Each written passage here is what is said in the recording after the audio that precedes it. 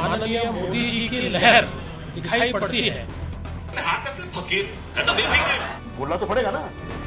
राज्य बदल जनतेच्या मनामध्ये भगवा रुजवा, पण कायद्याने अजून नाहीये। नमस्कार, आप देख रहे हैं मुंबई तक। आपके साथ मैं हूं स्वप्निल सारस्वत। हम आपके लिए लेकर आए हैं मुंबई तक की खास पेशकश चुनाव वाला रे, जिसमें पूरा देश और महाराष्ट्र की चुनावी हलचल हम आपके सामने रखते हैं। दुनिया के सबसे बड़े लोकतंत्र के त्योहार का पहला चरण आज पूरा हो गया।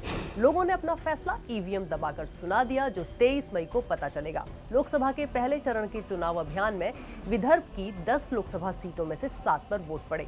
नक्सल प्रभावित गढ़चिरौली में आज 3 बार धमाके हुए, जिसमें एक धमाके में 3 जवान घायल हो गए। अगर इस खबर को छोड़ दें तो कुल मिलाकर मतदान शांतिपूर्ण रहा। पश्चिम महाराष्ट्र की जगह विदर्भ अब महाराष्ट्र में सत्ता का नया केंद्र बन गया है। आरएसएस के गढ़ नागपुर से ही मुख्यमंत्री देवेंद्र फडणवीस और यूनियन मंत्री नितिन गडकरी आते हैं। यहीं से पता चलता है कि हवा का रुख किस तरफ है। एक नजर आज हुए मतदान पर डालते हैं। सबसे ज्यादा मतदान गढ़चिरौली शिमूर में 61.3%, भंडारा गोंदिया में 60.5%, चंद्रपुर में 55.9%, वर्धा में 55.3%, यवतमाल वाशिम में 53.9%, नागपुर में 53.13% और रामटेक में 51.7% मतदान हुआ। देश भर में पहले चरण में 91 सीटों पर वोटिंग हुई, लेकिन सबसे ज्यादा चर्चा रही पश्चिमी उत्तर प्रदेश की 8 सीटों की। यहां मुजफ्फरनगर से बीजेपी के उम्मीदवार संजीव बालियान ने बुर्के वाली वोटरों पर सवाल उठाए। बालियान ने कहा कि जो औरतें बुर्का पहनकर आ रही हैं, उनकी जांच नहीं हो रही और फर्जी वोट डाले जा रहे हैं। बालियान ने कहा कि अगर इसकी जांच नहीं होती है तो मैं दोबारा मतदान की मांग करूंगा।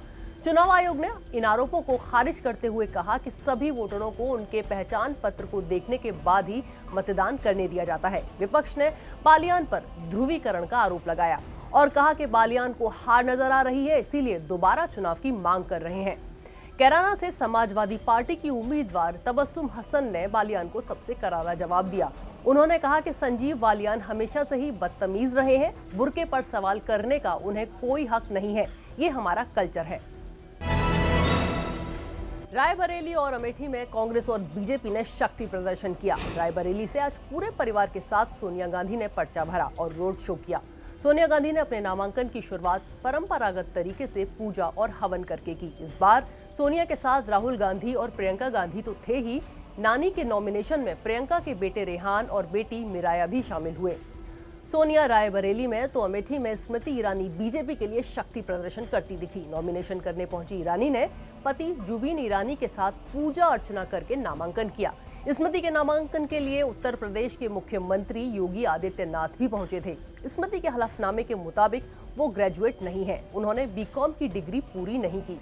स्मृति की डिग्री को लेकर काफी विवाद रहा है। स्मृति ने 2014 में अमेठी से ही राहुल गांधी के खिलाफ लोकसभा चुनाव लड़ा था, लेकिन उन्हें हार का सामना करना पड़ा। 5 साल बाद एक बार फिर वो यहां राहुल गांधी को चुनौती देने पहुंच गई हैं। ईरानी ने कहा कि राहुल गांधी हार के डर से अमेठी से भाग खड़े हुए हैं, क्योंकि वो खुद को असुरक्षित महसूस कर रहे हैं। राहुल केरल के वायनाड से भी लोकसभा के लिए खड़े हुए हैं। अमेठी और रायबरेली में 5वें चरण में 6 मई को मतदान होना है। अगर आपको ये वीडियो अच्छा लगा तो फेसबुक पर मुंबई तक के पेज को लाइक करें और यूट्यूब पर हमारे चैनल को सब्सक्राइब करें।